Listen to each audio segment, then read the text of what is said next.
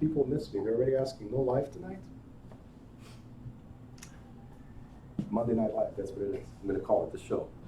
Monday Night Live. Monday Real Life. That's it. All right, so we are now live.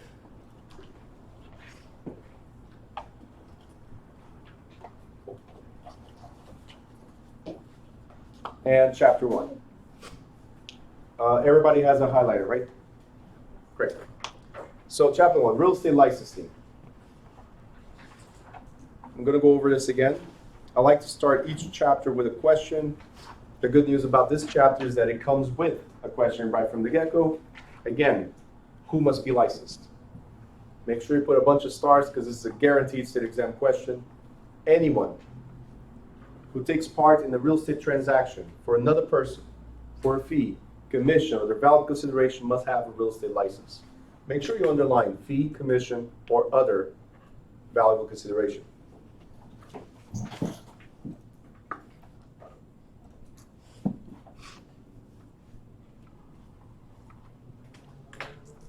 Very important. Now, at the bottom it says, real estate licenses are governed by the Real Estate License Act, known as Title 45, Chapter 15, and rules and regulations are set by the Commission, known as Title 11, Chapter 5. What I want you guys to do right next to Administrative Code is write NJAC. Right in front of Administrative Code, you're going to write NJAC 11.5. NJAC 11.5. The only reason why I'm asking for this is because later on in the book, they don't say New Jersey Administrative Code.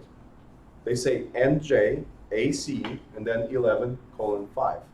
Because it's Title 11, Chapter 5. And that's what addresses our rules and regulations. Now, we can see this in the back of the book, but you don't have to go to the back of the book because the next few chapters is all about rules and regulations. We're going to cover everything here. You guys got it? Now, who sets the rules and regulations? It's the Real Estate Commission. So who is the Real Estate Commission? Well, the Real Estate Commission is a division of the Department of Banking and Insurance, New Jersey Department of Banking and Insurance. And it's composed of 8 members. Make sure you underline 8 members. 5 are real estate brokers and have been licensed as such for at least 10 years. Make sure you underline 5 are real estate brokers. Licensed as such for at least 10 years.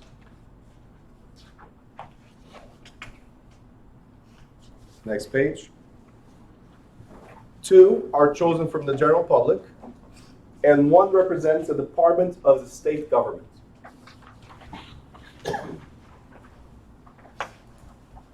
So, something to remember.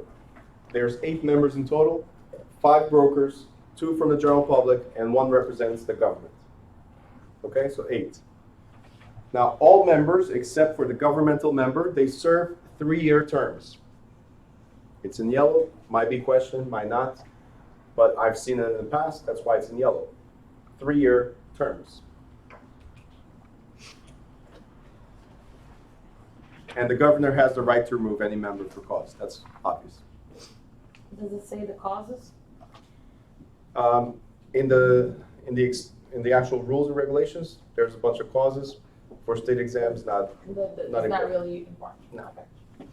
But for causes, meaning you're trying to take benefit of it, or so there's some type of money laundering, again, benefits. That's pretty much it. Now, real estate licenses. Quick question. Raise your hand if you came here to get a realtor license. Okay. Realtor license, that's it? 1, 2, 3, 4, 5, 6, 7. Did you come to get a realtor license? Yes. Realtor license, realtor license, realtor license. Why not? Salesperson. Because there is no realtor license. Elle was like, Wait a minute, why aren't they raising their hand? There is no realtor license. The classes of licenses that exist is the broker license. I'm going to explain what a realtor is in a little bit. I like to trick you guys because that's what everybody thinks. I'm going to become a realtor. No, you're going to become a salesperson, which happens to be a realtor as well. We'll explain that in a second. So the first thing is becoming a broker. Let's say this is our agency. For the agency to exist, there must be one person that represents everybody here and is responsible for everybody that's here. In fact, I'm supposed to guide you and supervise you, and you can only get paid by me. Let's say I'm the broker of record. Remember this. Broker. When it says broker by itself, broker of record. We're going to repeat this a million times. It's going to sound like a broken record. Yes. All right, so broker of record, the one responsible for the world. Next is what you guys are getting. Well, most of you. It's a salesperson license. That's the license. See, a salesperson works under a sponsoring licensed broker. And receiving compensation, look what it says in green. Receiving compensation only from that broker. So if you work for Keller Williams, can you get paid by a record broker? No. You can only get paid by the Keller Williams broker. You got it? And even if you work for Keller Williams, let's say Montclair, can you get paid by the Keller Williams in Bayonne? No. No, you can only get paid by your broker at Keller Williams. You guys got it? Now, as it says here, supervising broker is required to furnish guidance and direction and is personally responsible for the real estate acts of salespersons under his or her supervision. So if you screw up, I screw up. Do I want that to happen? Of course not. So I better train you properly. Next, we have hybrids. I call them hybrids because they're neither here or there. They're a mix. They qualify to become brokers, but they are not brokers. They're still choosing to work under the salesperson capacity, so under another broker. There's only one broker of record. Everybody else is a broker salesperson. So do they have the authority of a broker? No. They qualified as brokers, but they're still salespeople. Got it? And finally, referral license. Referral license. Now, this one does not exist as a referral license anymore. You become a salesperson who happens to refer. I'm going to explain better in a second. So a referral agent is allowed, please circle only, is allowed only to do what? Refer. So it's very simple. What is a referral agent? A referral agent is me. I have a buyer or somebody wants to buy, but it's not my buyer, right? Because I'm a referral agent, all I can do is refer. So Katya, I'm going to bring you the buyer. Could you please help my buyer? Did I say something wrong right now? Yes. What did I say wrong? My buyer. It's not my buyer. Can you help the buyer? You guys got it? It can only be my buyer if I'm a salesperson. As a referral agent, can you please help this buyer? If they buy, how much are you going to pay me? That's all we need to know. I don't know. You don't know yet? Great. Then I'm going to go to the next one. Amberson, how much are you going to pay me? Depends. Wow. 10%. This is great. 10%? Not working with you. Okay. I got you on the 25%. 25% still not working with you. Anybody else? Who gives me more? Who gives me more? What'd you say? How much? I'll take it. Oh, don't do that. She's new. Stop. Stop. She's new. Everything is negotiable. You guys understand? Everything is negotiable. 10%. What's the good? The average is 25%. 25, but I'll never work at 25. I'm usually 35%. But it's negotiable. Whoever gives me more, and I just got somebody, 60%. I'm going to refer every business to you. We're going to put it in writing. It's already recorded, by the way. Uh, but whoever gives me more is who I'm going to refer to. Now, here's the thing. That's not my buyer, it's your buyer. So when we close, right, that's the only time I show up again and say, hey, could you please, Caddy, right? Could you please, stop. Lately I have 2 of 2s in every class. So Katya and Katie. Katya, Katie. All right, that'd be great. What is your last As long as you name? don't call ketchup. Yeah, Ketchup? yeah, no. Any mayo? Oh, Mahia. It works. Rivera. Right? You're Mahia, right? Yeah. There you go. Rivera. Rivera works? Okay, great. Anyway. See, I told you it was going to be fun for the instructor. So here's the thing. Katie, I'm going to refer the client. Can I do anything? No. 3 months later, what can I do when you close? Show up, knock on your door and say, hey, where's my 60%? I'll never forget that one, by the way. What happened? You said depends. You lost it. Simple as But that. you're not gonna get paid that easily. Says who? I put everything in writing. Exactly. So yeah, I'm gonna get paid that easily. You don't refer stuff without putting it in writing. You kidding me? Oh, Exactly. You want this client? Let's sign a paper. Exactly. Otherwise you can't get paid. Yeah, but you already said 60. It's okay. But you didn't say sign any documents first. That's true. Forget Not what money. I'm the instructor. Forget what they say. I'm the instructor. We'll put it in writing. 60%. You don't even need writing, you got a video. And I got video. I got Can you audio. make your own contract as an agent? See, that's what I was gonna say now. Your broker might not like it. Not enough. Because your broker is the one that has to pay my broker. See, we can make the agreement subject to broker's approval. That's it. But we can agree to whatever. You can give me 100%, I'll take it. If your broker says no, 5%, then that's it. All right, so back to the referral thing.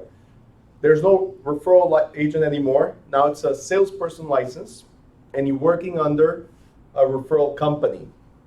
So now as a broker, we are required to have active company, so active agents, and referral agents company, so a referral company. And you as a salesperson, if you're appointed to the referral company, you're a salesperson acting as a referral agent under a referral company. It's crazy. They did this so they don't have to change your license. You just move from one place to another without changing the license. Okay? Does that mean they still gotta do the city credits? No, They don't. no. As a referral, we're gonna go over that in a little bit. Kept that. Yeah, that's stayed the same. You have to, the CE credit, we're going to talk about continuous education. CE credits only started in 2011. It's a new thing. So we are required, should have been done for years, but continuous education, that means you're improving yourselves every 2 years. So at renewal of license, you have to complete these courses. A referral agent is just referring. Now, why did I say every 2 years? Because, please highlight, underline, put stars. All initial, renewed, and reinstated licenses are issued on a biennial term that expires on June 30th of odd numbered years. That means every 2 years, what must you do? Renew your license. Now, it's every 2 years? Every 2 years with an odd number, yes. So we're in 2020, great. So for those of you that know what the year that we're in, is this an odd or even number year? Even. Do we have to renew this year? No. All right, we got 2 people watching. Great. There. This year we don't have to renew, but in 2021, what do we have to do? Renew. Now this is regardless of when you get your license. You could get your license 2 weeks before renewal, you still have to pay renewal. So at that point, might as well activate after that period. Does that make sense? CE credits might be excused if they're within 1 year of the renewal period. But renewal still has to happen every 2 years. Now, a few statistics real quick.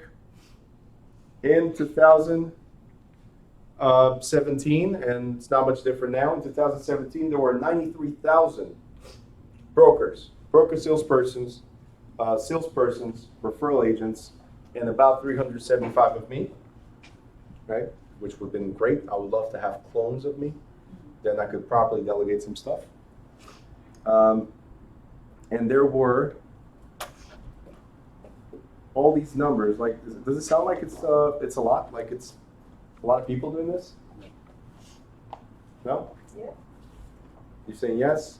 He A says lot of people no. attend to things, but you don't know if they're real or not. Say louder? A lot of people attend to events to be in the investment or realtor, but not everybody get there. Okay. So the same way I was telling you guys that there's a few of you that might not go all the way through for personal reasons. It could be life events. It could be you decided this is not for you, whatever it is. There's also a lot of these that got their license and do absolutely nothing. So even though the numbers are great, over 100,000 right now, the numbers are great, right? There's no competition whatsoever. I've taught classes with 50 people, and they're looking left and right. I'm like, what am I doing here? There's a bunch of people taking the license at the same time.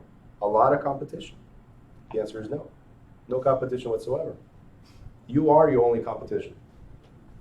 And I'll tell you this, because in this business, you can make as much money as you want. As much as you want. You want to work 1 hour a day? You work 1 hour a day. You want to work 10 hours a day? You work 10 hours a day. You want to work 24/7? Work 24/7. Totally up to you.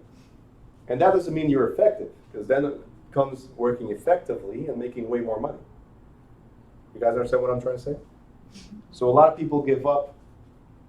I'm just letting you guys know, a lot of people give up in the first year. Most of them in the first 6 months. And their license is active because it's active for 2 years.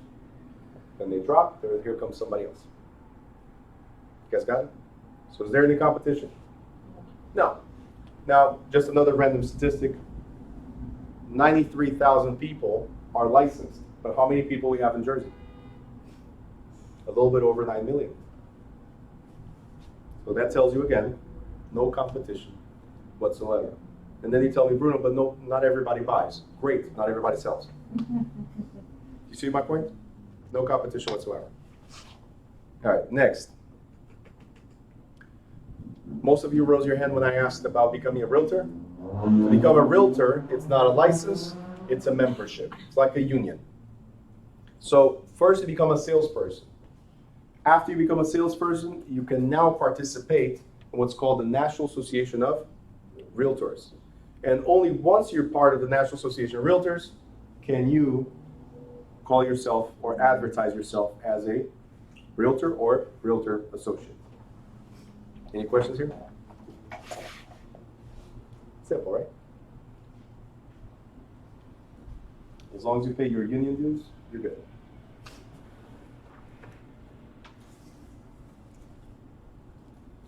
All right, activities covered. Simple question. Activities covered. When the work is being performed for another person, and in anticipation of fee, commission, or valuable consideration, I know it doesn't say there, but I'm telling you, valuable consideration, a broker's license is required to list real estate for sale,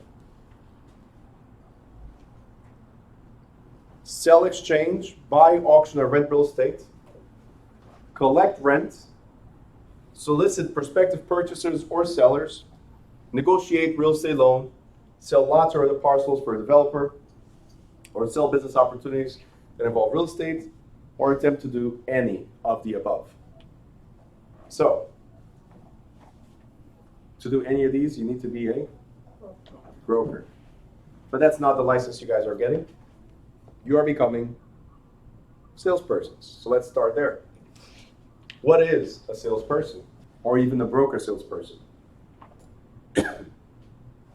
You're allowed to operate under the supervision of a licensed broker to do what?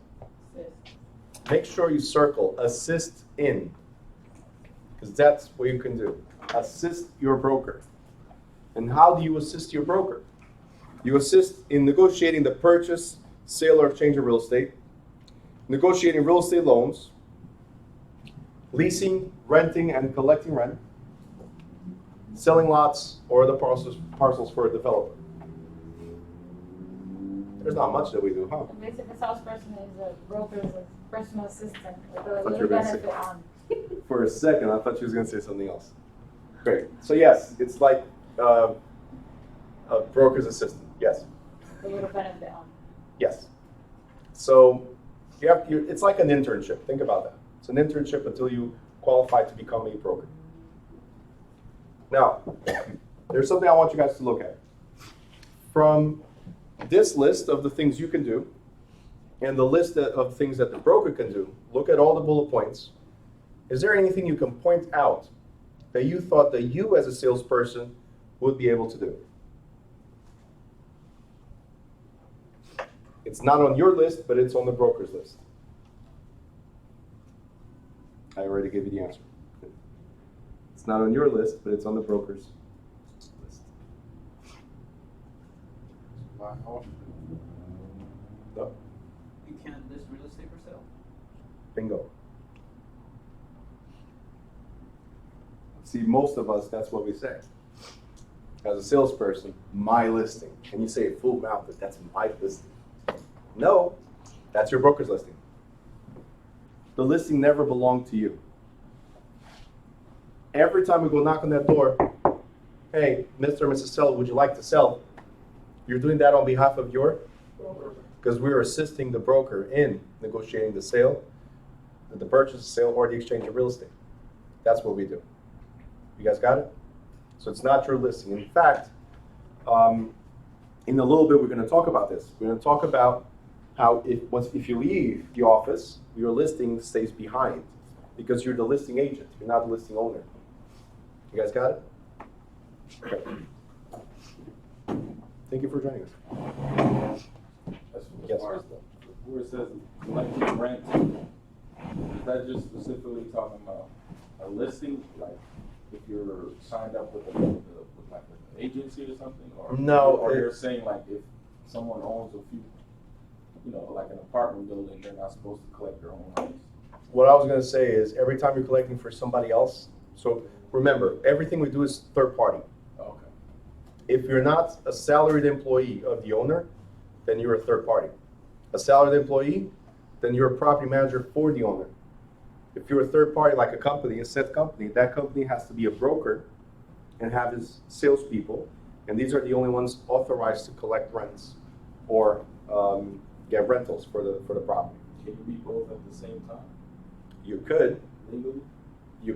but again, if you're an extension of the owner, right? So let's say I'm the owner of this building and you work for me, you're an employee, like an office manager, and I say, hey, go collect the rents. Do you need a license? The answer is no. But if I go to you, Travis, and you're Travis Property Management LLC, and say, hey, I would like to hire your services. See, now you're a third party, and I'm paying you for the rent collection. At that point, you need to be a broker. The people that go knock on doors need to be licensed to do so, without bringing clubs, of course, right? And they're the only ones that can collect the rent or solicit rentals. You got it? And then pass through, you pay me. You get your fee and pay me for that. You guys got it? Cool. Now, every rule has what?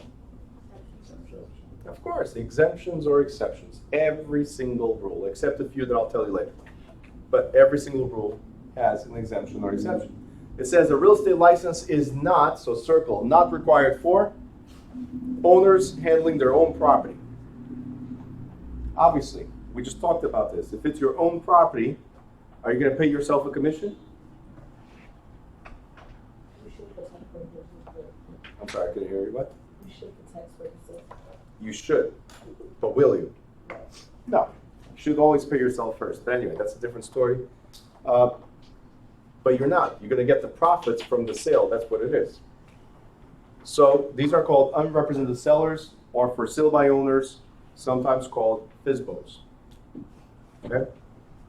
Next, attorneys, executors, trustees, receivers, administrators, legal guardians, or others handling real estate under the order of a court.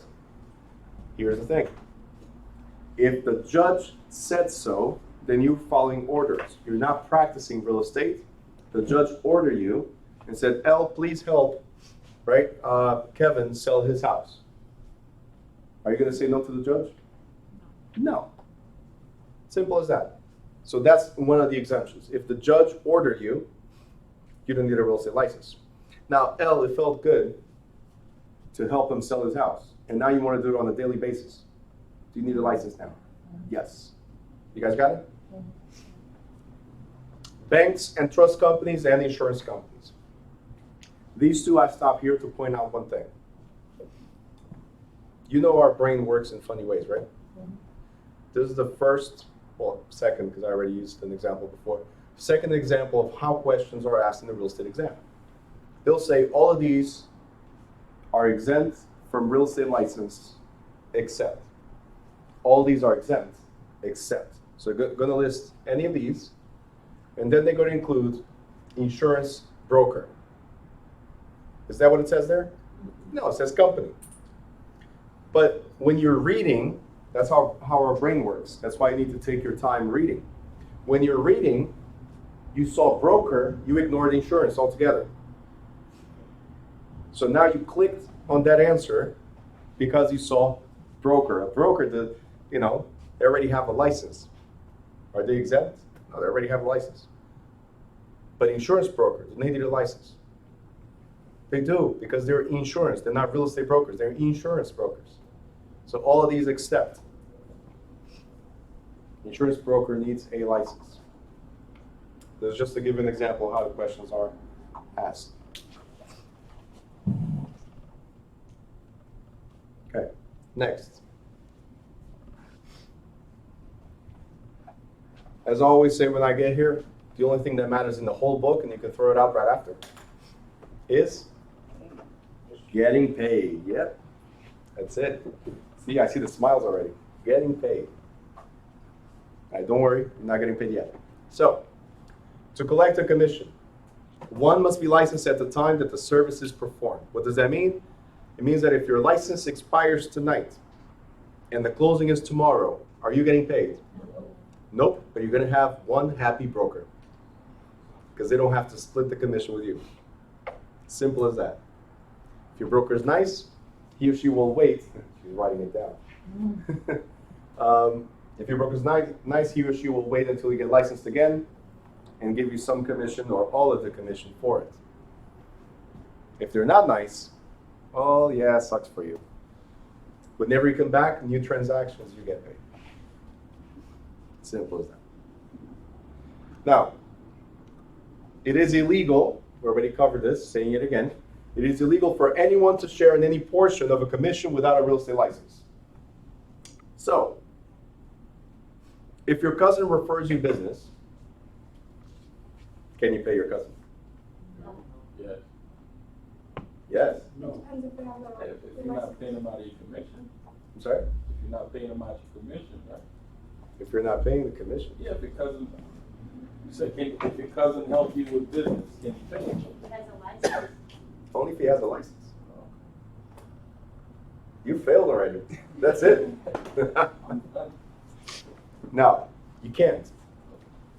We started this chapter with anyone that takes part in a real estate transaction for a fee, commission, or valid consideration must have a license.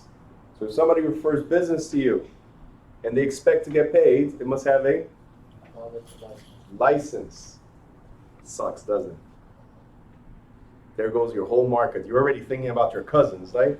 Like, yo, I'm licensed. Send me business. Right? And they're like, how much are you going to pay me? Because that's how family is. I talk about this in every single, see, everybody's laughing. You know what I'm talking about. In every single class, I talk about this. Family and friends are the first ones to ask for. They're not like, yeah, let me help you. You're starting real estate, let me send you people. No. How much are you going to pay me? I know a few people. Right? That's how it is. So you can cross your cousin off the list. He's on. He could send you, but if they don't require the money, it's up to you, but if they require the money, they need to be licensed. Okay, so let me clear something out here. They can send you the business, but they will not get paid. Exactly. Okay, so it's not up to you. Like, you can take all the business, all of it. You guys want to refer business to me right now? Bring it. Can I pay you? No. No, Yes. not you. No. Sorry. The only one licensed, so. But you guys understanding this? Who's gonna give you referrals for free? Strangers. Strangers, believe it or not, they're the first ones. You give out the business card, you're in real estate, somebody's gonna say, yeah, I heard through this guy that he's this guy, that has that guy, that wants to buy a house. Boom. And you get business. I'm not trying to discourage you from talking to your friends and family. I'm just trying to make sure you're ready for that emotional impact. I thought you loved me. Okay. All right, next. It's very important you guys understand this because there's a lot of questions regarding payments. And they word it in different ways, especially to trick you. Now, a broker may share commission only with his or her associated salespersons and referral agents, or with another broker in the event of a cooperative listing or referral, including a broker who's licensed in another state. What does this mean? Guys, right here is Remax, right here is Wyker. I can pay my agents. That's it. Can I pay Wyker's agents? No. No, but I can split with Wyker's broker, and Wyker's broker pays whatever to his agents or her agents. Does that make sense? So only brokers can pay between themselves and then split with their agents accordingly. You got it? Good. Now every rule has what? Of course, an exception. So, an exception after a new law went into effect in early 2010 allows a selling broker to rebate part of the commission to a buyer in the form of either credit or a check. Here's what I want you guys to do. Right here where you see selling broker, I want you to underline or circle and put an arrow towards the empty space. Underline or circle selling broker, arrow towards the empty space. And you're going to write buyer's broker. Because there's a listing broker and there's a selling broker. The listing broker represents the seller, and the selling broker represents the buyer. They're the ones that conclude the sale. Because without a buyer, did we sell? No. Make sure your cell phone's on silent, please. Can you repeat that again? No. So, what I was saying is where it says selling broker, you represent the buyer. See, listing broker is the one that advertises the seller's property. The selling broker is the one that brings the buyer and concludes the sale, so actually sells. I can go to any supermarket and put products on the shelf. Does it mean they'll sell? It doesn't mean they'll sell, right? They're just there. So whoever is able to sell my items, my products, is the selling broker. So whoever brings the buyer. You guys got it? So every time you see selling broker, we're talking about buyer's broker. Every time we see listing broker, we're talking about selling. Simple. Now, what it says here is that this law allows a selling broker, so somebody representing the buyer, to give money to somebody that's unlicensed. Who's the person that's unlicensed? The buyer. Now, why would we give money to the buyer? To help with the sale. To help with the sale in what aspect? The closing costs. Mm-hmm. Exactly. You're not going to help them with down payment, right? Mr. Buyer, let me help you buy your house. No. But it happens a lot of times, so usually supposed to advertise this up front. You're going to give rebates.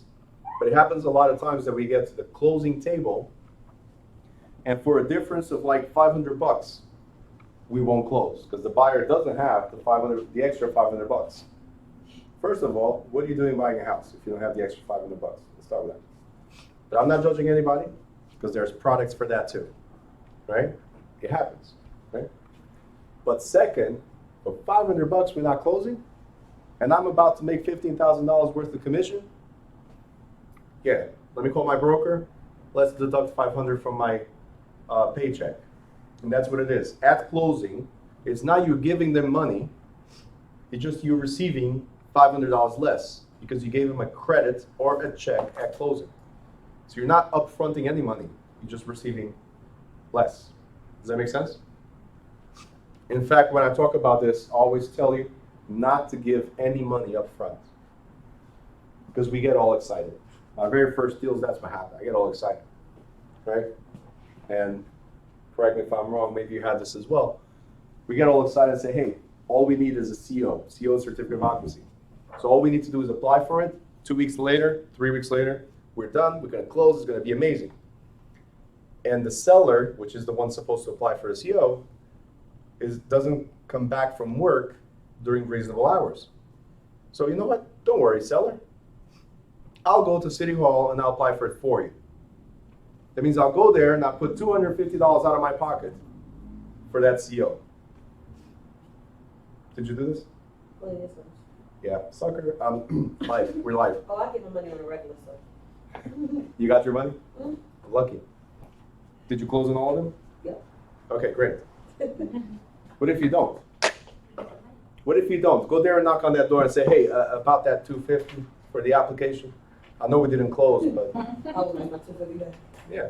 I've heard about them. Now you send somebody to collect with a club. Don't do this. It's illegal.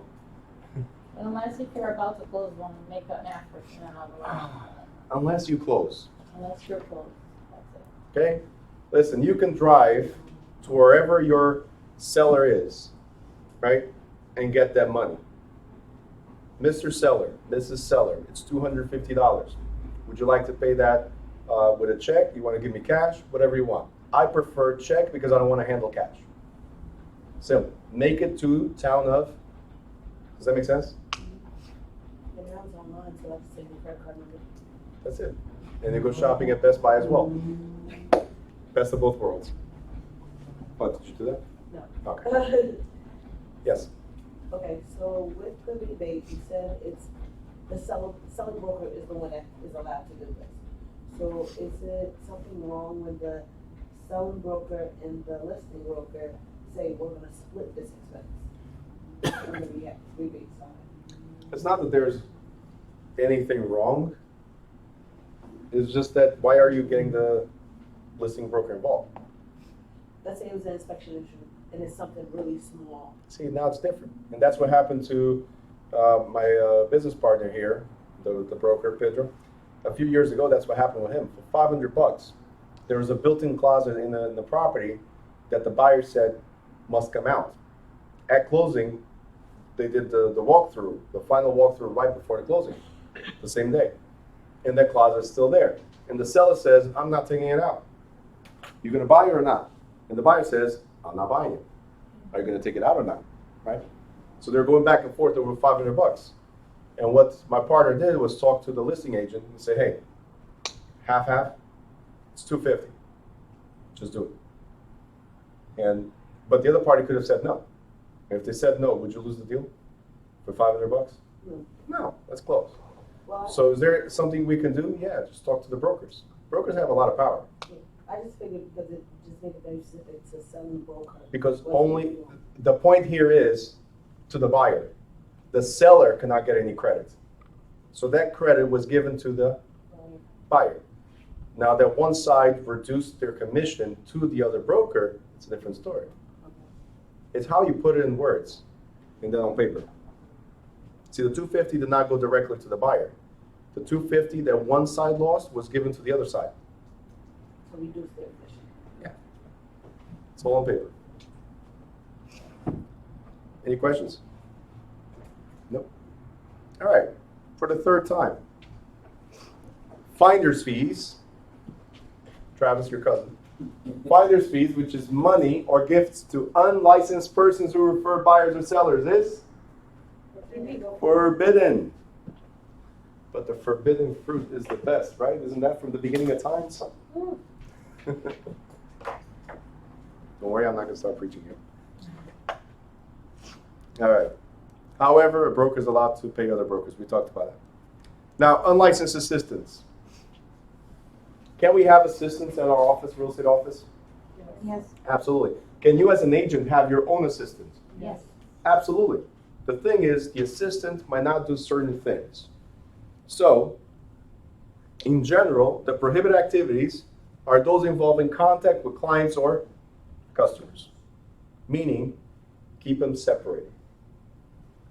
So let's figure out, oh, that was too fast. Let's figure out what they cannot do. Make sure you circle may not. Let's start with that. What they cannot do.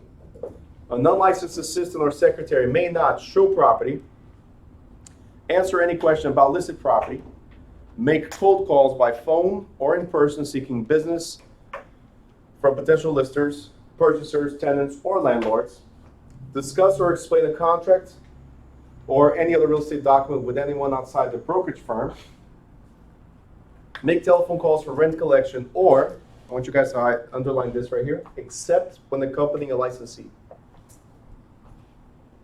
Underline, except when accompanying a licensee.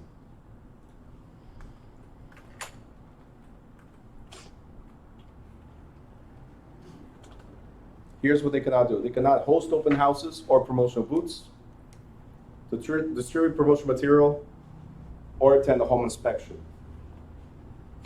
What is so wrong? I always ask the same question in every class.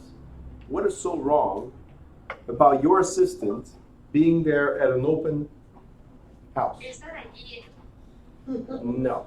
You had a question on something, or it's your phone asking me questions?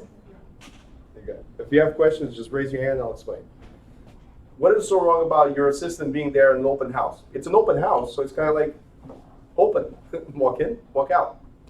What is so wrong about, hey, here's a flyer about this 2-family, 3-bedroom, 2-bathroom each unit, 2 garage for $500,000? What is so wrong with me giving you a flyer? Or lastly, what is so wrong about your assistant attending a home inspection where all we do is stand there and wait for the inspector to go up, go down, check everything? What is so wrong about your assistant doing that? Say it again? Whatever they base it. Wait, so Jenny first? They might get tempted to answer a question. So whatever we say, because they might be tempted to answer a question. That means the problem here is questions. You guys got it?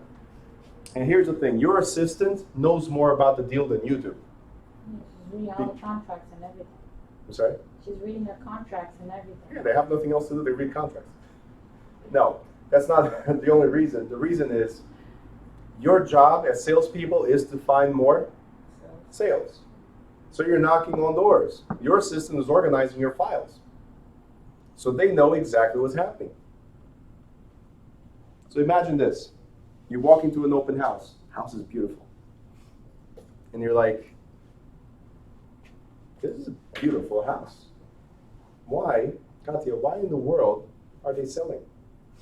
And she goes, well, Bruno, it is a beautiful house, but they're going through a nasty divorce, I heard. Now, the moment you said, you're my unlicensed assistant, the moment you said nasty divorce, the buyer now looks at it as Negative house. bargain. It's a bargain. Negative house? It's a great house. Because now I'm going to reduce that price. $300,000? How about $200 for you to get rid of your spouse? Oh. Now. 150. It's a bargain. Does that make sense? Because you just injured the seller, their bargaining position. You guys got it? You knew more about the house than anybody else. But because you're unlicensed, most likely you did not take this course, so you did not know what to say or not to say. For the potential investor, Travis just walked in at the right moment. He's like, ooh, heard divorce? What's going on? Okay, it's a bargain. Yes. Just going back to the fees, right? Finder fees. He got stuff like 2 pages ago. See, my cousin. So is a gift considered? Of course it is. Someone, okay, so Hold on. if I got referrals. Hold on. Hold on. Let me help you right there. Reduce that. Let me help you right there. Yes, yes. Money, sorry? Yes. Got it. You got it? Yes, sir. There's other ways to get your leads, don't worry. It's like this real estate business ain't for me.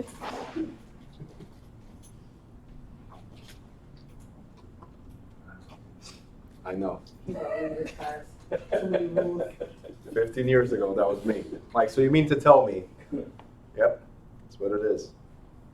All right. Let's figure out what they can do, because it's very, very beneficial to have an assistant. In fact, the quicker you can hire one, the better it is. It's called delegating. Right? You know what that is, delegating? Because I did not know until recently. I always try to do everything myself. Big mistake. Because for you to excel, you need to be able to delegate. Okay? So, unlicensed assistant or secretary, they can answer phones and forward calls. Listen, Google does that. No problem. Here's the problem. Process and submit listings and changes to the multiple listing system. So every time a client says, hey, let's drop the price, or let's make this change, or amendments, or whatever, you need to go back to the office. Now, nowadays everything's electronic, so you can do it from your phone, from your tablets, anywhere you want. But you can also just give a quick call, hey, on listing on whatever avenue, so you don't look for the listings, right? Could you please just drop the price or make this amendment, whatever it is. Yeah, I used to be a lawyer realtor assistant, so yeah. Lawyer, realtor? Realtor assistant, yeah. A lawyer, he was a lawyer, but he also worked with So two contracts. types of liars. Okay, great. So Yeah. back in the day, that's how it used to be pronounced. Instead of lawyer, it was liar. So that tells you a lot. Just messing with you. I love attorneys. I don't work for them no more. I work for other companies. So. Okay, good. Good. So we can talk bad about attorneys now. No, here's the thing. If it's a real estate attorney, love them. They're the best. They know what they're doing. It's quick. We just talked about this morning, right? But if it's a litigation attorney doing real estate, I don't even know why they step foot into the real estate world. You're litigation. You're used to pushing things in the calendar. That means in a month from now, I might review your letter. Real estate attorneys, that's all they do. So they're boom, boom, boom, out the way. They close down the deal in 1, 2, 3, if they want. That's it.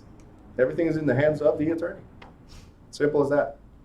All right, next. Place signs on properties, pick up keys, and deliver documents. Why would I have to go back to the property? My job is now to market the property. So Mr. and Mrs. Seller, congratulations on letting me allow you to list your property. Tomorrow, my assistant is going to stop by, put a sign on property, pick up keys, right, and deliver a copy of your documents. Two things just happened here. One, because you delegated, you freed your time to go do what? Knock next door. I'm giving you already a strategy to sell that house the same day. How do you do that? Hey, your neighbor just listed a house. Do you know anybody? Never that person. Okay, so sales 101, third party removal. Do you know anyone that would like to move into this neighborhood? Maybe that's a tenant that wants to buy in the neighborhood. But because you didn't ask them directly, do you want to buy this property? They're going to feel offended and be like, hey, whoa, what about me? I actually know people, but I want to buy. Does that make sense? So sometimes that happens. You go knock on the next door. So this is the one you're listing, knock on that one, knock on this one. Just got listed. Do you know anybody? Your job is to go right away and attack sales. You guys got it? So that's one of the things. You delegate, so free your time to go get more. The other thing, you showed the seller that you're not working alone. You have a team. Does that make sense? All right, so this is not for a real estate exam, but just want to give you a heads up on how to be effective. Next, schedule appointments for showing listed properties. If I don't have a calendar, I'm completely lost. And I used to be very well organized. I came into the real estate world and I was like, all right, I give up. Assistant, that's what it is. Set up files and track and secure documents. Only under the direction of the licensee. Have keys made for company listings. Look at all the stuff they can do. Keys made for company listings. Write and place ads. Type contract forms. I don't even have to type a contract. Let them do it, and I'll review later. Order items or inspections and prepare flyers and promotional materials. Now, don't expect all that from one assistant. Mhm. What is the term assistant? Somebody that does something for you. I hire a lot of people from Fiverr.com or Upworks.com. So these are like freelancing sites, and they do the marketing for me. You guys understand? My assistant schedules appointments and occasionally prepares certain contracts. That's it. The marketing side of it is not that assistant, is another assistant that I hire for a fee every time. You guys got it? Yeah, they're apps for contracts nowadays, and they get reviewed by lawyers, put everything through the web. Everything is e-sign. It's beautiful. Because then we don't forget documents. Something else we're going to talk about later. Next. Keep records and deposit earnest money, secure deposits and rent, follow up on loan applications, and the last one, nobody needs help with, right? Definitely not you. You even know how much you have to pay your cousin. I got you. American Express gift card, right there. I'm not even looking, I can feel him nodding his head. So, hold on. Now I'm going to show you guys how he's disqualified already to getting his license. So, to obtain a salesperson license, if you guys don't meet these qualifications, you have to leave now, okay? So the candidate must be at least 18 years of age or older. Good. Next. You have to prove high school education or its equivalent. Travis, you have to furnish evidence of. I just asked the question. That was it. Intentions were good. His intentions were good, yeah, absolutely. All right, anyway, just to let you know, evidence For of those good moral who character. have a high school or have a GED? I'm sorry? For those don't have high school or a GED? So I cannot pause this video, but it's a checkbox that nobody checks. Next. On top. I did not. Is there anybody here from the Real Estate Commission? I knew it. All right. Anyway, next. You got to successfully complete a 75-hour pre-licensing course. That's what you guys are doing here now. You got to disclose your social security number for child support enforcement purposes. As I usually say, if you made them, pay for them. Simple as that. Provide documentation of citizenship or legal residence in the United States. That means you're allowed to work. If you have an employment authorization documentation, that's it. That's all you need to work. Pass the state exam, and most important, be sponsored by a licensed real estate broker to do what? Activate your license. You got it? That's the most important thing. Because you could be here for 75 hours, you can pass the school exam, pass the state exam, and then don't activate it. You're going to be like some of my students show up last minute, hey Bruno, my license needs to be activated by next week. What can I do? Like, wait a minute, you had a whole year. You just showed up now? Now you have to run down to Trenton, present your documentation, and get it activated on the spot, if you're lucky. You guys got it? You have up to 1 year. We're going to talk about that in a little bit. But as soon as you pass the state exam, you don't have a broker yet, just place it somewhere. Put it there on somebody's wall. Then you'll figure out where you really want to go. And I'm telling you this because a lot of, we didn't interview yet. Now it's not the right time. Well, a year goes by really, really fast. Place it somewhere. Don't waste the 75 hours you have here on bad jokes. Just saying. Okay? Yes. Question. Is it about the bad jokes? No. Okay. So let's say you work for like a financial institution. You could still take this test and like not. Very good will question. Be like a conflict of interest between the financial institution. And Financial institution, you're talking about bank? Yeah. Okay, so you need to talk to your HR department and figure out if whatever you do inside the bank allows you to have a real estate license. Okay, very important. Because if that's what you do, since the class already started, there's no refunds. But I'm just kidding. But definitely figure out with the bank, and then we'll work something. That's very important, actually. Some insurance companies don't allow you to have a real estate license, which I don't see what the problem is. Banking, I understand, because there's mortgage, there's monies involved, right? But definitely talk to them. Next. Who wants to become a broker?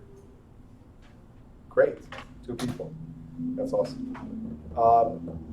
The rest of you that don't understand what becoming a broker means, it means you get 100 minions all working for you, and you take a small cut of everybody's work. And I like the minions, so. I'm sorry? The minions, I like. You like the idea of the minions? Yeah. Yeah, because they're the assistants, right? They're the interns. They're learning. And he's still getting paid. You're still getting paid. Look, my job is to guide you. Let's say I'm the broker here. My job is to guide you. And if I guide you properly, you're making money. And if you're making money, I'm making a little piece of it. And I'd rather make 1% out of 100 people's efforts than 100% of my own. Simple. That means we're all working together towards a common goal and everybody gets compensated. So that's what becoming a broker means. Simple as that. But to become a broker, the requirements are exactly the same except for these 2 things. You must have served at least 3 years full-time as a licensed salesperson. And you must have successfully completed 150 hours of study consisting of a 90-hour general broker pre-licensing course, a 30-hour pre-licensing course on broker's ethics and agency law and relationships, and a 30-hour pre-licensing course on office management and related topics. So, how many hours do you need to become a broker? 250. Excuse me? 225. Say it louder, please. 225. Miss Hawkins just won. 225. Because the question was a broad question. How many hours do you need to become a broker? Well, in order to become a broker, you must have been a salesperson first. So 75 hours now and 150 hours later. Total is 225. Now, if the question was, John, a salesperson, wants to become a broker, how many hours do they need? Now it's the 150 because they're already a salesperson. Does that make sense? Mm-hmm. These are the qualifying words in the exam. If they're already a salesperson, they've done the first part, they need 150. What's considered full-time? Good question. I'll address that in the next page.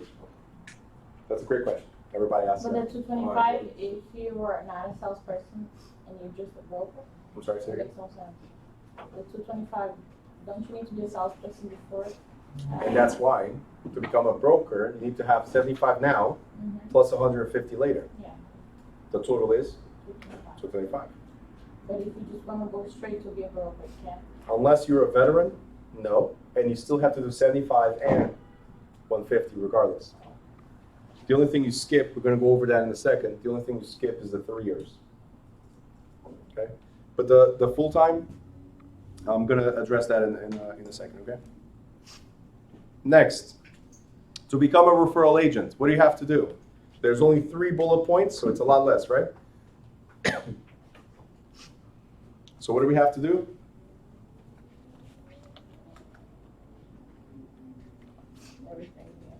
Everything. The very first bullet point says you have to do everything, just like a salesperson or a broker. And after you do everything, you need to do some more. To become a referral agent, you must have a certificate signed by your broker, supervising broker, that says you cannot prepare contracts, you cannot show houses, you cannot even talk about real estate. All you're allowed to do is refer. So, once you sign that, your broker signs off, submits to the state, and you become a referral agent. Can you change your status?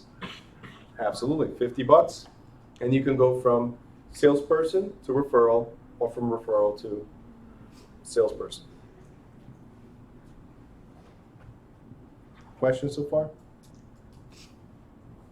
No? Great. Every rule has exception. So, Kathy, here's the thing. You want to skip the hours? You can't. What you can skip is the 3 years. Because experience requirement, what I want you to write right above experience requirement is the 3 years. That you can skip. How? Well, it says here that the experience requirement for a broker or broker salesperson can be waived. Look what I have in green, can be. Doesn't say will be, it says it can or may be, so it's not guaranteed. It can be waived for a non-legally discharged war veteran with a service-connected wound or disability. So as long as you're a veteran with a service-connected wound or disability, what can you do? Skip the 3 years. And that's a Only for request veteran, process? right? Say it again? That's a request you submit? Yeah, you have to submit to the state saying, hey, I'm a veteran, can we waive this? Veteran or what? No, veterans. That's it. That's it. Now, to me, it doesn't make any sense. I say this in every class. It doesn't make any sense. Why?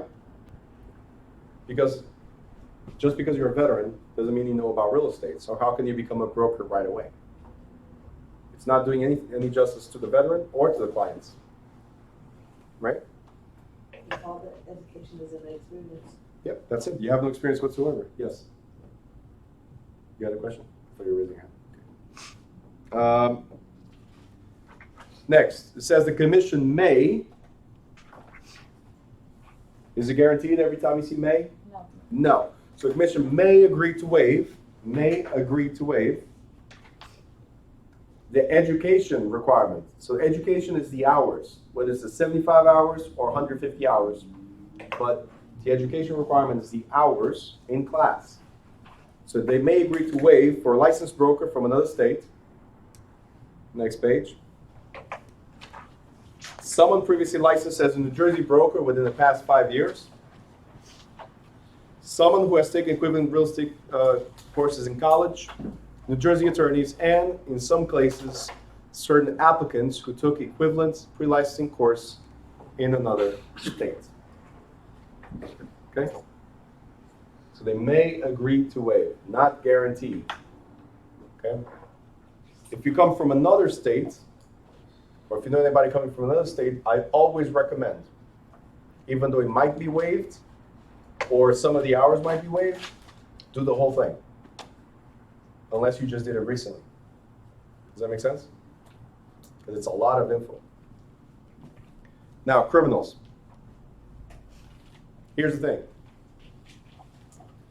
No license will be issued to anyone convicted within the preceding 5 years of forgery, burglary, robbery, any theft other than shoplifting, because we all know shoplifting is okay, criminal conspiracy to defraud, or any like offense.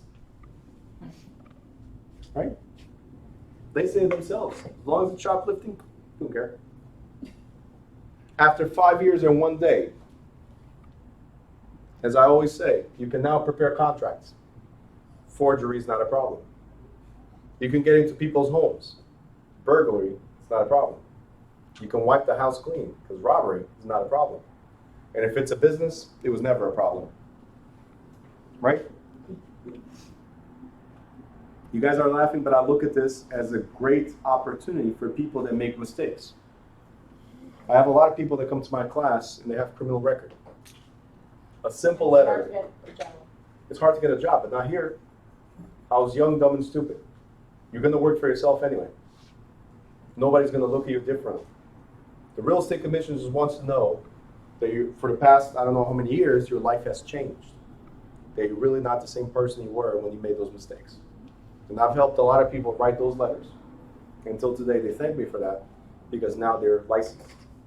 You guys got it? It's like a second chance program. Real estate is awesome in that sense. And I'm not preaching because I do real estate, because I also do insurance, but any job that you're independent, you don't have to worry about that stigma. Oh, you've been to jail. Oh, you've done this. Oh, you've done that. I've been to jail. For burglary? Huh? For burglary? Shoplifting. No, I'm just kidding. No, not for shoplifting. Walmart hasn't called me yet. Come on, everybody takes stuff from Walmart, right? All right, New Jersey. Awkward. New Jersey does not recognize licenses issued in any other state. There's no reciprocity. What does that mean? It means we don't like them and they don't like us. Oh, If you're licensed in New Jersey, New York says, get your own license. Come here and study again. If you have a New York license and you come to Jersey, we say, get your own license. Take the classes again. Simple. Now, if you get a New York license, you want to get a PA license, all you have to do is apply for it. Because New York has reciprocity with 13 states. They skip Jersey. Right next door. Yeah. Yeah, we have walls. So yeah, over. Simple as that. All right. Any questions here? I just want to say something about this. If you intend, we had this conversation the other day as well. If you intend to go do business in other states, unless you spend considerable time there, there's no point. Just do referrals. Like New York's right next door, but I hate going to New York. I only go to New York when somebody from Portugal comes here and visits. Guess where they want to go? Not Newark, right? They want to go to New York. I'm like, okay, let's look at the same four corners. You know what I'm talking about, right? That's it. That's the only time I go to New York. Nothing against New York. It's just the traffic. It's like just a headache of getting into it, right? Doesn't work for me. So with that being said, I prefer to refer to somebody in New York and get my 25 to 35 referral, even 60. or even 60 if I can get somebody like Katie to agree with me, absolutely. I prefer to get that than driving there to show, oh, but Bruno, it's like $1 million houses. Yeah, so is the referral. 1 or 2 referrals from New York is the same as a whole year working here. You see my point?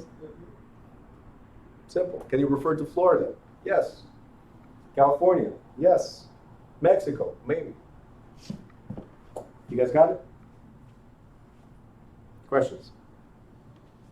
Why is Mexico maybe? Huh? Why is Mexico maybe? Because there might be a wall soon. We never know. They might break the rules and say no referrals outside of the U.S. Let's say you get. It's a joke. You can refer to any country. You can refer anywhere you want. You can even have a license in every single country if you want. We're going to talk about this in the next chapter. You can only have 1 broker in New Jersey. Or you can have 50 brokers in the United States, or 200-something brokers throughout the world. If you're like live in New Jersey and you move to another state, you can't just like transfer your license, or Sorry. you have to do it over again. Some states will look at you and like, okay, you got experience, so we might. It depends on your Allow levels it, of experience. But the other way around, no. Jersey says, Jersey's good. So if you get in Jersey, you're safe in the other one. no. Nope. Only here. Only here. In fact, the reason why I do live classes, one of the reasons, so I can reach the whole United States, there's only 9 states that require in-class, one of them being New Jersey. All the other surrounding states around New Jersey, so Jersey's here, all the states around, online. Yeah. And then there's a few spread out somewhere that say, when I nope, came from in-class. college, school, it was like the hardest was New Jersey, but New York is easy. I'm like, That's right. I understand your point. If you can make it in Jersey, you can make it anywhere. yeah, exactly. Fred Astaire was wrong, Okay. right? When he made that song, made it in New York, he was wrong. All right, required experience. If you want to become a broker, you know you have to do full-time, 3 years. Yes? All right, Travis, what does full-time mean? It says right here, full-time means the applicant worked at least 40 hours per week between the hours of approximately 10 a.m. and 8 p.m. And during that time, was not employed elsewhere. Please highlight, underline, put stars, arrows, bubbles, whatever you have to do. Was not employed elsewhere except on a part-time basis for no more than 25 hours a week. So if you work somewhere else more than 25 hours a week, you cannot become a broker. Unless you're better. Unless you're a veteran. But you still have to prove that you're going to be focused on this until you go a broker. All right. Now, who's going to count the time that you work? Like the clock in and the clock out? No one. So how do we determine your experience? Which broker says? It's what your broker says. So your broker is going to vouch for you. So what do you have to do? Be nice to your broker. Simple as that. And you know your broker will be nice to you. Just like in the class. If you want to move forward, you have to be nice to your instructor. Just saying, putting it out there. If you're not nice, you're out of here. So this is what it is. The licensee must be able to show evidence that he or she had experience in listing, selling, or leasing property during the 3-year period. So your broker actually has to fill out a form. He's obligated to do so. You cannot just say, no, I'm not signing. He has to fill out a form that says, this person has been employed with me from this period to this period, was not otherwise employed for more than 25 hours a week, at least not to my knowledge, and I do recommend, has experience, and I do recommend this person to have their broker's license. So there's 2 options, recommend or not recommend. All right? So if you're constantly giving out gift cards, your broker will say, nope. Listen, do what you gotta do, guys. Here's the thing. Let me tell you the honest truth. Just make sure those gift cards are not related to a real estate transaction. Right. That's it. Here, cuz. Just looking out. That's it. That's that, right? With that being said, I accept those gift cards all day. Me too, Travis. Now, you got to be very, very careful, because if they've been pointed to, like, giving out gifts to somebody is one thing. Giving out gifts to somebody because, hey, thanks for that lead, totally different. That's where they can take your license away. Don't write a check. Just give them cash. Just, I'm joking. That's 2 of them, and they're out. They paid, so now I have to deal with them throughout the class, but that's it. No refunds for scams. Time limit on the application. Now, here's what it says. The application for real estate license must be submitted to the commission within 1 year of the date when the candidate successfully completed what? And what is the pre-license course? This right here. So as soon as you pass my exam, I'm going to give you a certificate. You have 1 year from that certificate. It's not 1 year from passing the state, it's 1 year from that certificate. So if it takes you 6 months to go to the state, then how long do you have to activate? It takes you 6 months to go to the state. You have 1 year, so it's 6 months. Now you have 6 months left. You're looking at 10 months? I'm already, I got you. I know, I'm just doing the 10 math out of 12. I got you. It's okay. You're not the only one that said the 10. Anyway, you guys understand? It's from Just this do it exam. right away, it's better, that's it. Just do it right away. That's what I'm trying to tell you. In fact, as soon as you pass my exam, I expect you to the next day or 2 days later, the latest, go take the exam. A lot of you at the end go like, now I have to study. What do you mean you have to study?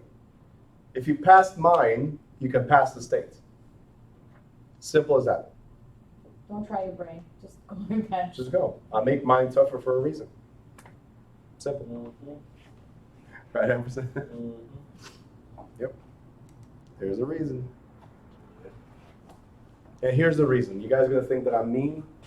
Here's the reason. With me, you don't pay for the exam. It's already included. You go to the state, I'm going to show you in a second. It's $45 every time you go. Do you want to fail at the exam or you want to fail here? Here. You got it? Simple as that. Now, non-residents. Can somebody in California get a New Jersey license? No. Yes. Yes, they can. We just said no reciprocity, but I said you have to take the course all over again. So California resident can become a New Jersey licensee as long as they take the 75 hours and consent to be sued in this state. We're not going to sue you in California. We're going to sue you right here. You got it? That means you have to come here and answer the lawsuit, you and your broker. Can a corporation be licensed? No. The answer is yes. The answer is yes. As long as one of the authorized officers for the company is a broker. Otherwise, we wouldn't have a Remax, a Weichert, a Century 21. You guys got it? They exist because there's at least one broker of record responsible for it. So we can open a real estate company right now, all of us.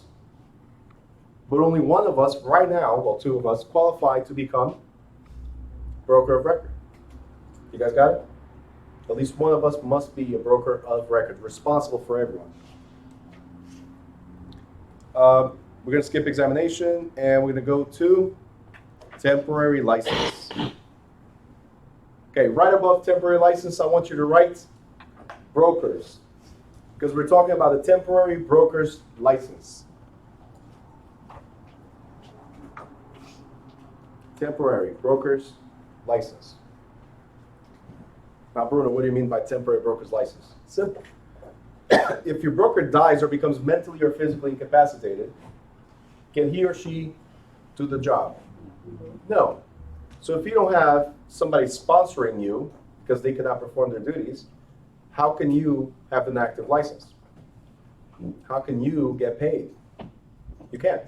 So it allows a salesperson, with at least 3 years of experience to step up and say, hey, you know what, guys? I will become the temporary broker for us. At least all pending transactions will move forward, will be paid. You guys got it? Now here's the rule. I have a question for that one. Okay. For that one, you still have to do the broker's first though. So here's the rule. You apply temporarily for that broker's license, but then you have up to 1 year to complete the broker's qualification. So you have to do the 150 hours. Yes. So what you were saying? You have to do 150 hours within 1 year. And no extension is allowed. So if you don't do it within the 1 year, what happens? The brokerage falls apart. And if there is no broker, what happens to your licenses? Inactive. You guys got it? Questions? I know it's a lot of info for day one, but any questions? No? Great. Any questions to the 3 people watching from home? It's funny, I got an average of like 3-4 people watching from home. And then when I go check the statistics, there's like 10, 12, 13 people that watched it. But live, there's always like 3 people, 3, 4 people.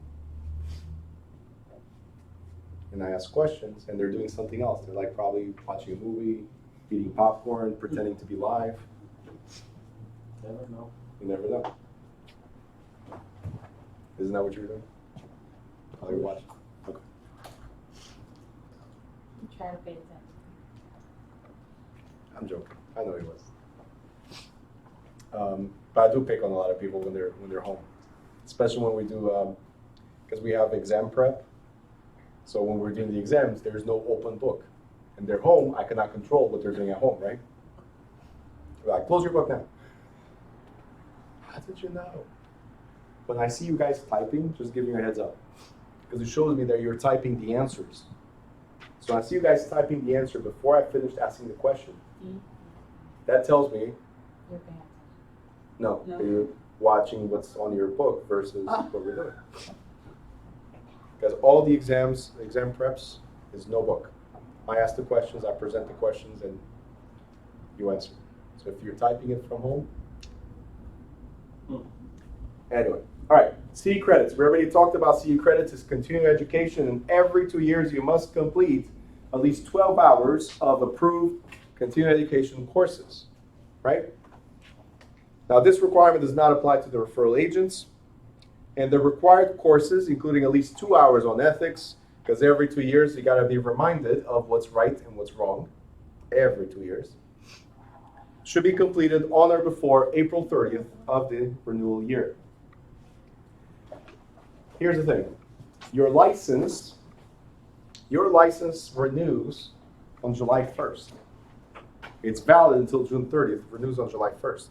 So you have from July 1st, let's say 2019, until June 30th of 2021 to complete 12 hours of credits.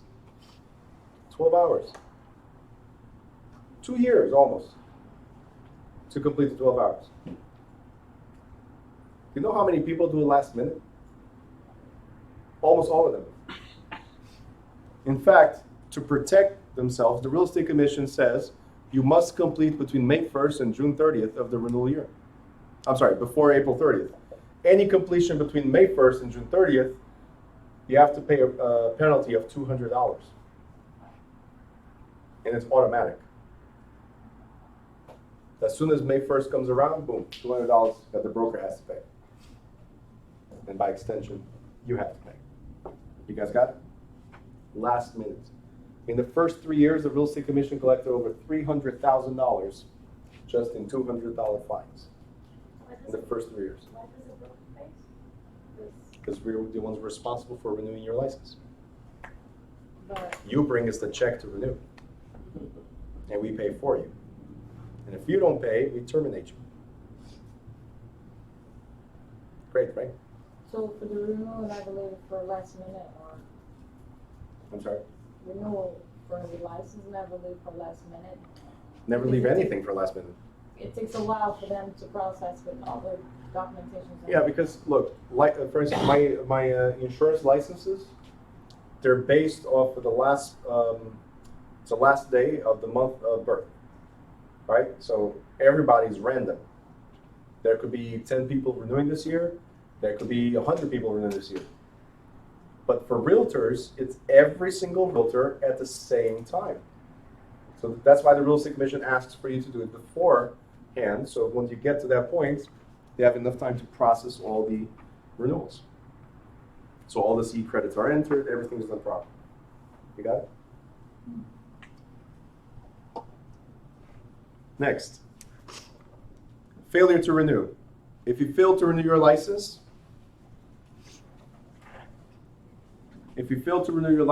for 2 consecutive years or more after it expired, what happens to your license? It becomes void. What does that mean? You must take this class all over again. And what does that mean? Same jokes. Exactly, the same jokes. You will see it again. Yeah, well, I don't know about that, but do you really want to have the same jokes again? For something else, yeah. For something else, no problem. Yeah. Not for this class. Good. License fees. The cost for initial license, including application, criminal history record check, and real estate guarantee fund fees, where applicable, are as follows. Salesperson license, $160. Guess how much it is for a referral? Same price. Same price, same requirements, same everything. $270 to become a broker, and then renewals are $100 for salesperson and $200 for brokers. Great. Next page. Right above licensing procedure, it says a broker who goes out of business must close out the escrow account, remove signs, notify clients, and provide the commission with a name and address where the past records will be available for 6 years. Make sure you underline or circle 6 years. It's going to be very, very important. 6 years.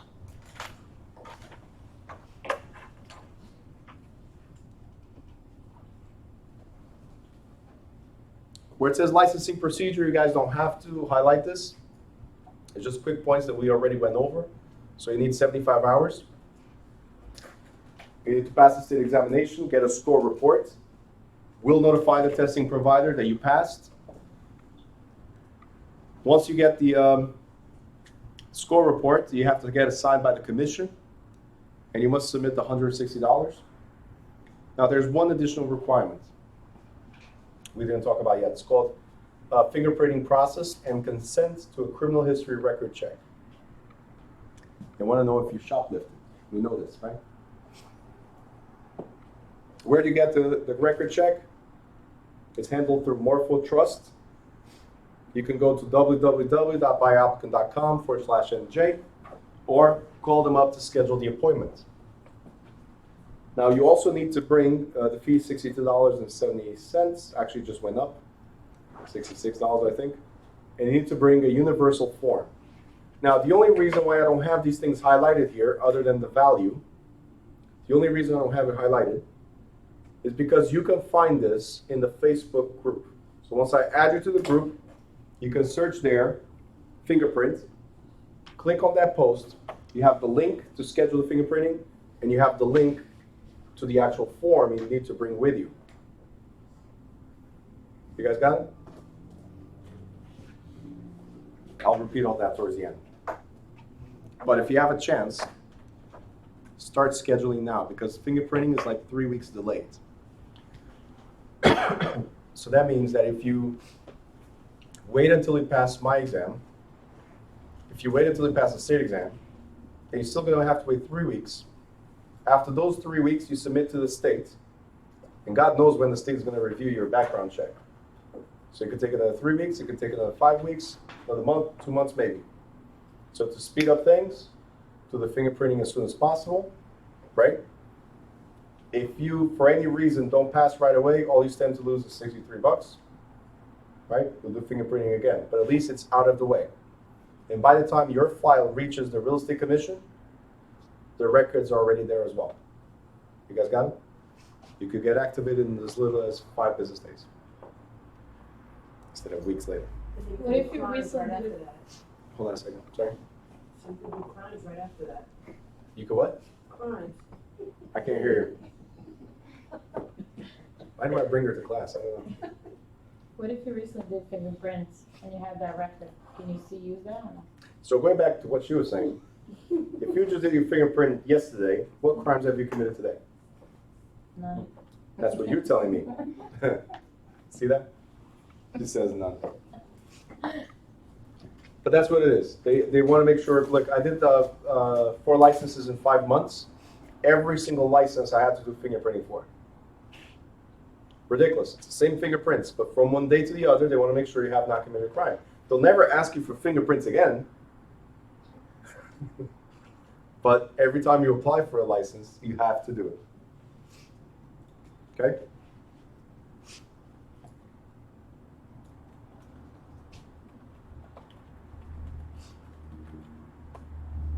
Next, salesperson or referral agent license examination. It says here, the New Jersey license examinations are administered by the testing service, PSI Services, LLC. So as soon as you pass my exam, here's what's going to happen. You're going to receive an email from PSI Exams that says, congratulations, you're now eligible to take the New Jersey real estate salesperson exam. You're going to be able to go online and register with them and schedule the exam. Now, if you schedule online, it's going to have at least a 4-day waiting period. If you call them up, it could be next day. My recommendation, don't be afraid of the phone. Pick it up, call them, and say, I want to do it tomorrow. Where can I take it? And they'll find the earliest date and the closest location for you. Mine, I took it in Brick, New Jersey. It's not my location of preference, but because somebody made a bet with me, I was not going to lose that bet. I had to do it before on Monday. So I passed on a Thursday, and the only availability was for a Saturday. Or, guess what? Tuesday. I had to do it before Monday. So I went that Saturday, I drove down at 9 o'clock in the morning, right? Because there's nothing else better to do in the middle of summertime than to drive down to Brick, New Jersey to take the 4-hour exam. And I did it. I drove down, and before I was out from the exam, this call was coming in. Did you pass? I'm like, yes, I did. I won. How far is Brick from here? From my house at the time was 1 hour and 40 minutes. Yeah, so I had to leave there. Yeah. I don't even know how I got there because I'm not a morning person. But I made it, and I passed. My point is, the sooner you do it, the better it is. Because all the info is still there. Okay? Exam fee is $45. That means every time you go there, it's $45. So how many times should you go there? Once. Here are the examination centers. When you put your zip code, it shows you the closest one. So I wouldn't go by the closest one. I go by the earliest date available. So again, call them up. My place of preference, New Providence. But you can always go to the shops at North Brunswick. Is also a good one. Avoid Paramus. Avoid Parsippany or Secaucus. Reason why? Unless you live close by, you're going to get a lot of traffic. And I want you to be there with a clear mind, not with road rage. The only reason why. I heard Secaucus is amazing. But to get there is not. Has anybody tried 440? Yeah. You know what I'm talking about, right? You said New Providence, what was the other one? North Brunswick, the shops. They're easy rides, usually. What must you bring for the exam? 2 forms of ID. Yes, yourself and 2 forms of ID. Make sure you're there. 2 forms of ID. One of them must be a government-issued photo ID. The other one could be a debit card or credit card. They give it back to you right away, so they don't go on a shopping spree. But they'll give you your ID once you get out. The examination itself, it says right here that you're asked to arrive at least 30 minutes before. Why? Because you need to sit down, review all the information, make sure everything is correct. Because whatever's on paper or on the computer screen before you take the exam is what's going to be on paper after you take the exam. So make sure your name is correct. I had a student that his problem was too much excitement. He was too excited to get into the exam. He did not read his name properly. So he had an incorrect license for 3 months. Anyway, next, it says the examination includes 80 general real estate questions. Approximately 10% of those questions are math questions, and 30 questions are New Jersey only. So the total amount of questions you have is 110. Now, in your exam, you're going to have 120 questions. 10 of them mean absolutely nothing. They're just there to distract you. Don't ask me why. But 110 is what they base the score out of. The passing score is 70%. And before you guys called me and say, Bruno, I thought you said 70%. I had 75. No. 70% is a passing. That means you need 77 correct answers. If your score report says 75 correct answers, you missed by 2, which sucks. Missing by 1 or 2 are the worst. Okay? Missing by 5, 6, 7, you're like, okay, I need to study a little bit more. That was me 15 years ago. That was you 15 years ago? That was me with my property and casualty license. Try doing your mortgage places and miss about 1. Mortgage is easy. So, can you miss mortgage by 1? 1. That sucks. Anyway, in case of failure,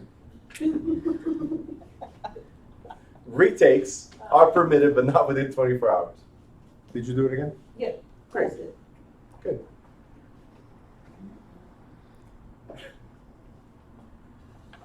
As you guys can tell, I get very comfortable very quick. Now, after successful completion of the state examination, the sponsoring broker, whoever's sponsoring you, will let the world know that you've now associated with them.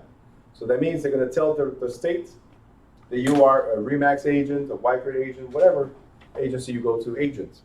But you can only begin working, it's in green. You can only begin working as soon as your name shows up in the licensee name search. Okay? As long as your name shows up in the licensee name search. Until then, can you prepare any contracts? No. Can you show any houses? No. Unless you're accompanied by the licensed person.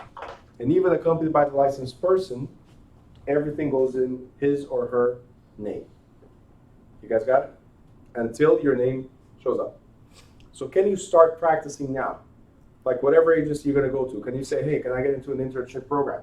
If they allow it, why not? You might lose your leads to whoever's licensed, but at least you're getting experience. You guys got it? And every transaction takes an average of 2 to 3 months. If you're not licensed in 2 to 3 months, something is wrong. Meaning you didn't study, or life happened, or whatever reasons might be, but something is wrong. It should take you less than 2 months to get licensed right now. Yes? So if you're doing like an intern program with a brokerage, since it takes 2 to 3 months anyway to close, can you get a referral fee on the day of the closing then? So that's the thing. Do you have a nice broker? My broker is very nice, I'm just saying. Always be nice to people. Always be nice to your broker. There you go. Bring him chocolate for the Don't bring chocolates to your broker, Okay. because the broker likes a lot of chocolate. How could I guess that? Bring him whiskey. No, not whiskey. You got it wrong. Hennessy. Hennessy? Yeah. That's right. That's what it was. Somebody brought me Hennessy socks. So I have socks in my drawer over there. I have socks with Hennessy on it. I think I got drunk or something. Anyway, next. My bottles are closed. You guys can verify at my office. They're closed. Temptation, right there. So sad, right? All right, CE credits we covered already. Guarantee fund. In all this time, I've messed with the people watching from home. No common sense. I'm telling you, they're like eating popcorn, watching something else, right? They're revisiting the Super Bowl or the halftime show. That's what they're doing. Right, Lucy and Brian? That's who's watching. Some of them have these weird YouTube names, like Brian is Wired One. I Wired. Guarantee fund. It's not fun at all. Here's what guarantee fund is. It says here, guarantee fund was established to reimburse members of the public who suffer a monetary loss due to the wrongdoing in a real estate transaction by a licensed broker, salesperson, or unlicensed employee of a broker. So if you've done something wrong, they got to be compensated. Now, the party, so the defendant, must obtain a court judgment naming the real estate commission as a party to the suit. So they're going to sue you, your broker, and the commission. They also have to file a criminal complaint against you. Mm-hmm. Some people are getting scared now. What do you mean criminal complaint? Yep. Because you're handling, we're going to talk about this better tomorrow, you're handling one of the most important investments of their lifetime, probably the most important. It's their life, it's their money, it's their property. If you screw up, then they got to be compensated. I'm going to show you something tomorrow that protects you from lawsuits. Now, if they do pay out, the maximum payment on a single claim is $20,000 per offense. So that's the max they'll pay out. Anything above that, you're responsible. But if the commission does pay out, look what it says at the bottom. Once the fund pays a claim against a broker or a salesperson, that person's license is revoked until the fund is reimbursed with interest. Now, it's in green for a reason. What is the reason? It's going to be in the exam. Something around that right there.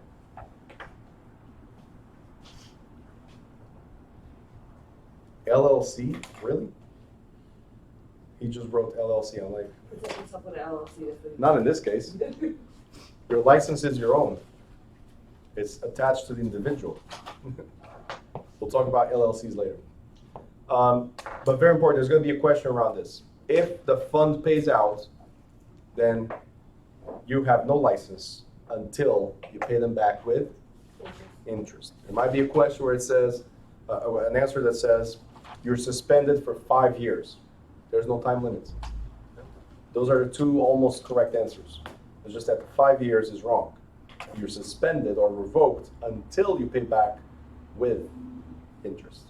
There's no time frame. Okay? If you don't pay, you'll never get licensed again. And yes, you have a criminal complaint, so if you don't pay, they're going to levy against your assets, and if you don't have assets, then you might get arrested for not paying. So yeah, One or the other. one or the other. But don't worry about it. I'm going to show you guys how to be able to make mistakes and still not lose your license. Because everybody does. Doctors make mistakes and they don't lose their licenses, right? So. Now, interstate property. What does the word interstate mean? What is it? Interstate? What does it mean? Between different states. So intrastate is within the state. I'm sorry? Never mind. Okay, great. So never mind. That's a great answer. Never mind. Right? Never mind. So interstate means out of state. It's between different states. If it was intra, it's within the state, right? So interstate, I want you guys to write where it says interstate right above. You're going to write out of state property. Out of state property. I was ready right before you even said. Okay. You read my mind. All right, so interstate property.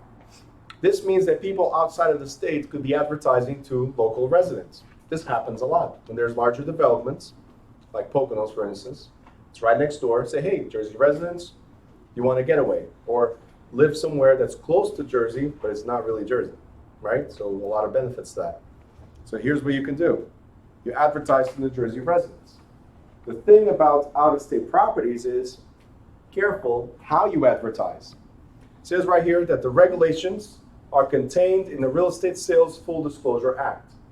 And these are intended to protect the public from unscrupulous developers or marketers or from undue sales pressure.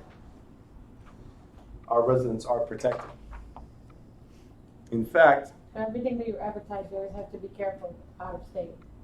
well, yeah, but this is mainly whatever out-of-state advertising to Jersey residents. Okay. Every state has their rules, but let's say you're in Florida and you're advertising to New Jersey residents, you actually need to register with the state and say, hey, this is the prospectus of what we're trying to do. This is what we're advertising. And for out-of-state properties, you have up to 7 calendar days to cancel the contract. Inside the state, we're going to talk about this later, you have 3 business days. But out-of-state properties, you're given an extra amount of days. Okay? So 7 calendar days for out-of-state properties. Next page. Property. No, You didn't get it? no, I was about to highlight it, but you're moving on. See, you're writing ahead of me. I thought you had highlighted ahead of me too. I pay attention sometimes, I forget to highlight. I pay attention sometimes. That's helpful. And then I forget to highlight. Sometimes. All right. So 7 calendar days. You good? Next page. And we're almost done with this chapter. It says right here, right above rental referral agencies.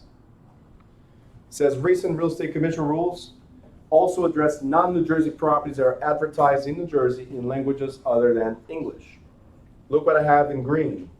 Subsequent forms must be made available to the prospective purchasers in the same language as was used in the original advertisement. So what we're saying here is, if you're advertising properties to New Jersey residents in Spanish, every subsequent form must be in Spanish. If you're advertising in Russian, every subsequent form must be in Russian. So the answers in this particular question are going to be English and Russian. No, just Russian. You start in that language, you continue in that language. Simple. Whatever the language you want. Whatever language You're is. gonna finish. Correct. And why is that? Because a lot of, again, this is a recent law, because a lot of the advertisement that was done from out of state was to particular groups. That was the advertisement in their TV. So let's say the Hispanic TV, they were advertising in Spanish. And people would then drop everything they had, so their houses, right, their jobs, whatever, and move to these other locations. And then they got there and there was nothing. Because these advertisements were pre-construction prices. This is real. This happened not too long ago. So people went to Florida, West Palm Beach, and starts. The construction is going to happen 2-3 years from now, not now. All right, so it's to protect the residents, because when they got the forms, they got everything else was in English. But the guy that advertised on TV was so good that they had to get it now. You know what I'm talking about, right? So sad. When you buy that stuff at 2 o'clock in the morning, right? If you buy now, you get 3 of these for the same price. You know what? Let's cut it in half. For half price, you get 3. And you go like, and just purchase. Anybody ever done this? Just me? Okay, you did too, great. But you know what I'm talking about. We click on a lot of stuff, especially on the internet. We click on a lot of stuff. Courses, especially real estate courses. Now you agree with me? Thank you. But especially courses. We buy a lot of courses on impulse. And then we pay $200, $300, $400, $500, $1,000, and they're just there. Somewhere in the cloud. Never in your hands or in your brain, but out of your pocket. Next. Rental referral agencies. Says every person working in a rental referral agency who for a fee refers prospective tenants to rental units is required to have a real estate license, right, because they're getting the fee, and to enter into a contract with each prospective tenant. This contract, we're going to repeat this later on in chapter 12, this contract must specify such things as services to be performed, fees charged, date and term of the contract, and a refund policy. So because you're getting in the rental, it is a real estate transaction. You must have everything in order. There's a lot of people out there that what they do is, hey, I'll help you rent. Give me $75. Application fee. They're not even licensed, right? Like I was not looking at Travis because of that. Come on, she looked at you, wasn't me? It was Travis's cousin. That's what it was. No, I'm sorry, but this time wasn't me. I'm just saying. She's worse than me, though. I get it. All right, so that's what it is. There's a lot of people out there advertising in the newspaper. There's properties for rent. Then they charge you a fee, right? If you're a salesperson, you can charge the fee, but you got to have a contract. If you're not a salesperson, you cannot charge a fee at all. Like I see a lot of that on Facebook, like how they have for rent, and then Yeah, they especially usually the Brazilian put a- groups. Forget about it. they usually put, oh, this is not a broker's fee. This is just a deposit for application. Here, Can they do that? no. Mm-mm. They can charge you a deposit, right? I can charge you a deposit and application fee, but I have to have a contract to explain what the application is for, what you're going to do with it, and if there's a refund policy or not. I cannot just charge you fees just because. And they have to be licensed in order to charge the deposit. Absolutely. If I'm getting paid from a third party, absolutely. You're looking at him, that's what he does? No. I knew it. That was- It's You, just you and Travis? a lot of people do those I can't move it advertisements. with the floor. I wish I could. Right? The other day I tried to look his card and Wawa, he's like, take it out, take it out. Why? He can get sued for that. You could get sued for dropping your card at Wawa? Yeah. The Florida card? The business card? Wawa. Advertisement. Really? They sent me a lot of like a letter 2 times. So okay, So how do you advertise yourself? You have to apply for it. You pay. you have to apply because you know when you go to there, you see like those magazines. Oh, and no, that I know what I'll, yeah. stuff. Yep. I just put over there and then they sent me a letter. I said okay, He sorry. thought he was smart. Let me put my business cards in this I didn't know, No, I put it for him. but like I said, I was trying to sell my service. And you did it for me. Okay. This is a great class. Bunch of scammers. See what's happening here? All right, guys, this is the best part of every chapter. This is summary. That means we're done. I'm going to give you guys a quick 5-minute break. If you want to go to the bathrooms, both of them are working. The coffee's back there, tea's back there, water's back there. And we'll be back in 5 minutes to do the second chapter, which is very short.